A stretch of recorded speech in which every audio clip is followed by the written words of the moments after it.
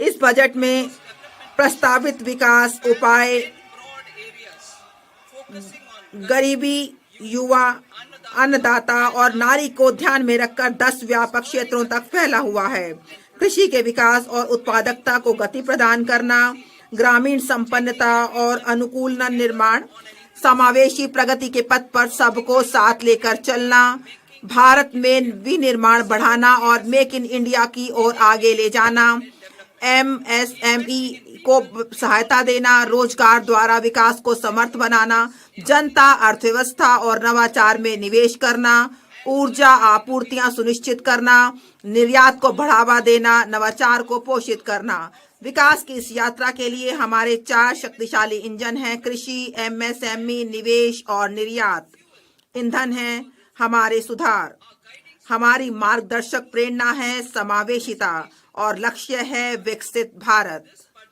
इस बजट का उद्देश्य 6 क्षेत्रों में परिवर्तनकारी सुधार करना है। इनसे अगले 5 वर्ष की अवधि के दौरान हमारी विकास क्षमता और विश्व स्तर पर प्रतिस्पर्धा क्षमता बढ़ेगी। ये क्षेत्र हैं कराधान, विद्युत क्षेत्र, शहरी विकास, खनन, वित्तीय क्षेत्र और विनियामक सुधार। प्रथम इंजन के रूप में कृषि। अब मैं प्रथम इंजन के रूप में कृषि से शुरू करते हुए विशिष्ट प्रस्तावों की ओर बढ़ती हूँ।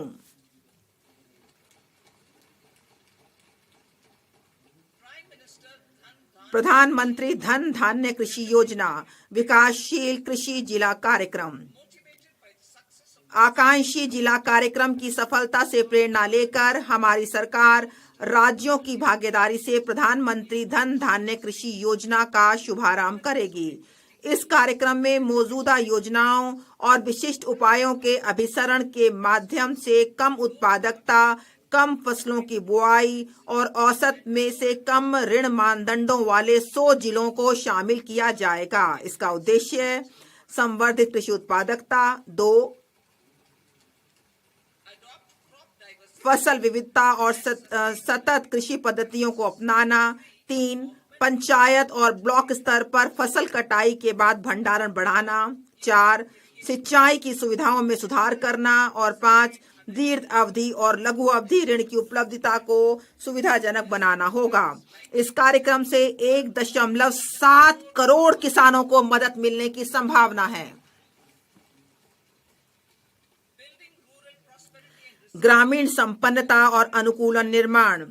एक व्यापक बहुक्षेत्रीय ग्रामीण संपन्नता और अनुकूलन निर्माण कार्यक्रम राज्यों की भागीदारी से प्रारंभ किया जाएगा। इससे कौशल, निवेश, प्रौद्योगिकी के माध्यम से कृषि में कम रोजगार का समाधान होगा और ग्रामीण अर्थव्यवस्था में नई जान आएगी। इसका उद्देश्य ग्रामीण क्षेत्रों में प्रचुर मात्रा में अवसर पैदा करना है ताकि प्रवास एक विकल्प ना हो, ना कि अनिवार्यता। यह कार्यक्रम ग्रामीण महिलाओं, युवा किसानों, ग्रामीण युवाओं, उपेक्षित और छोटे किसानों और भूमिहीन परिवारों पर ध्यान केंद्रित करेगा। इसका विवरण अनुलग्नक में दिया गया है। वैश्विक और घरेलू सर्वश्रेष्ठ पद्धतियों को शामिल किया जाएगा और बहुपक्षीय विकास बैंकों से उपयुक्त तकनीकी और वित्तीय सहायता प्राप्त की जाएगी। पहले चरण में 100 विकासशील कृषि जिलों को शामिल किया जाएगा। दलहन में आत्मनिर्भरता। हमारी सरकार खाद्य तेलों में आत्मनिर्भरता प्राप्त करने के लिए राष्ट्रीय खाद्य तिलहन मिशन को कार्यान्वित कर रही है।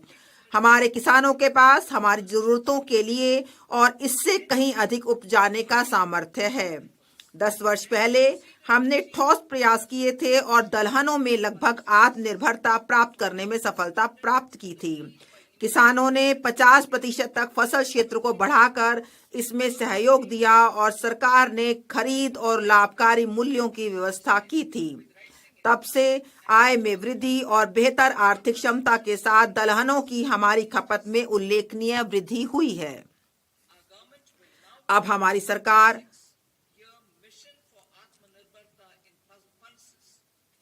तूर, उड़द और मसूर पर विशेष ध्यान के साथ 6 वर्षीय दलहनों में आत्मनिर्भरता मिशन प्रारंभ करेगी। इसका विस्तृत विवरण अनुलग्नक ख में दिया गया है। केंद्रीय एजेंसियों नेफेड और एनसीसीएफ में पंजीकरण और इनसे करार करने वाले किसानों से अगले 4 वर्षों के दौरान ये एजेंसियां इन 3 दलहनों की उतनी खरीद करने को तैयार रहेंगी जितनी उनके पास लाई जाएंगी। सब्जियों और फलों के लिए व्यापक कार्यक्रम। यह बात उत्साहवर्धक है कि हमारे लोग अपनी पोषण संबंधी आवश्यकताओं के बारे में भी लगातार जागरूक होते जा रहे हैं। यह समाज के स्वस्थ बनाने की निशानी है। आय के स्तरों को बढ़ाने के साथ सब्जियों, फलों और श्री अन्न का उपयोग अत्यधिक बढ़ रहा है।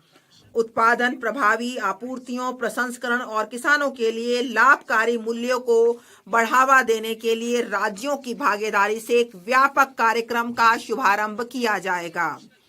कार्यान्वयन के लिए उपयुक्त संस्थानिक तंत्र स्थापित किया जाएगा और किसान उत्पादक संगठनों और सहकारी समितियों की भागीदारी सुनिश्चित की जाएगी।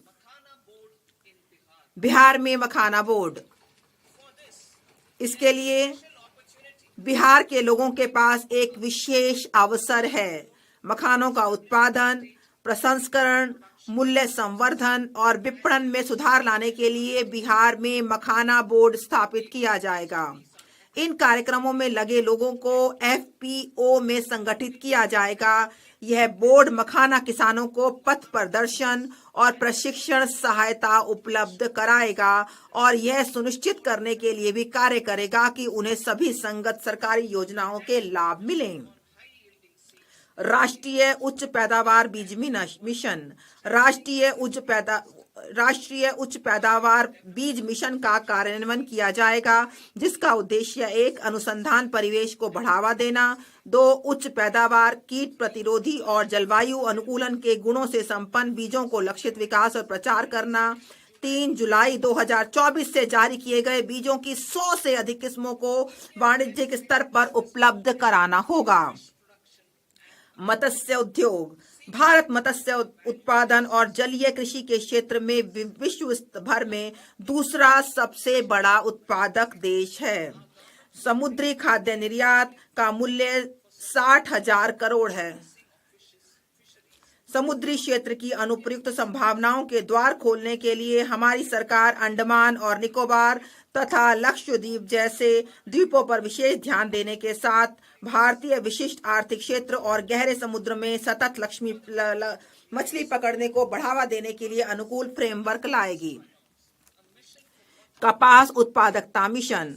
कपास उगाने वाले लाखों किसानों के लाभ के लिए कपास उत्पादकता मिशन की घोषणा करते हुए मुझे हार्दिक प्रसन्नता हो रही है। इस 5 वर्षीय मिशन से कपास कृषि की उत्पादकता और वहनीयता में पर्याप्त सुधार लाने में मदद मिलेगी और कपास की अधिक लंबे रेशे वाली किस्मों को बढ़ावा मिलेगा। किसानों को विज्ञान और प्रौद्योगिकी की सर्वोत्तम सहायता उपलब्ध कराई जाएगी। वस्त्र क्षेत्र के लिए हमारे 5F के समेकित विजन के अनुरूप इससे किसानों की आमदनी बढ़ाने में मदद मिलेगी और भारत के परंपरागत वस्त्र क्षेत्र में नई जान फूंकने के लिए गुणवत्तापूर्वक किसान की निरंतर आपूर्ति सुनिश्चित होगी। किसान क्रेडिट कार्ड के माध्यम से अधिक ऋण। किसान क्रेडिट कार्ड के सीसी से 7.7 करोड़ किसानों, मछुआरों और डेयरी किसानों को अल्पकालिक ऋणों की सुविधा मिलती है। संशोधित ब्याज सब्सिडी योजना के अंतर्गत किसान क्रेडिट कार्ड के माध्यम से लिए जाने वाले ऋणों के लिए ऋण सीमा 3 लाख से बढ़ाकर 5 लाख कर दी जाएगी। असम में यूरिया संयंत्र। यूरिया उत्पादन में आत्मनिर्भरता के लिए हमारी सरकार ने पूर्वी क्षेत्र में निष्क्रिय पड़े 3 यूरिया संयंत्रों में उत्पादन पुनः आरंभ किया है। यूरिया की आपूर्ति और अधिक बढ़ाने के लिए नामरूप असम में 12.7 लाख मीट्रिक टन की वार्षिक उत्पादन क्षमता वाला एक संयंत्र स्थापित किया जाएगा।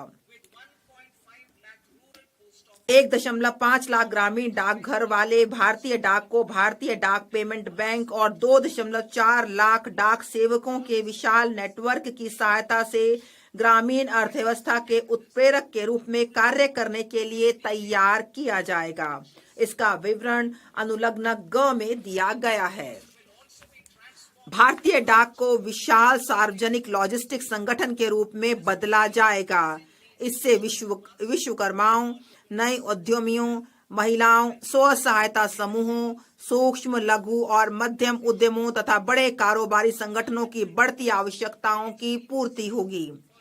एनसीडीसी को सहायता। हमारी सरकार सहकारी क्षेत्र के लिए एनसीडीसी के ऋण कार्यों के लिए सहायता प्रदान करेगी।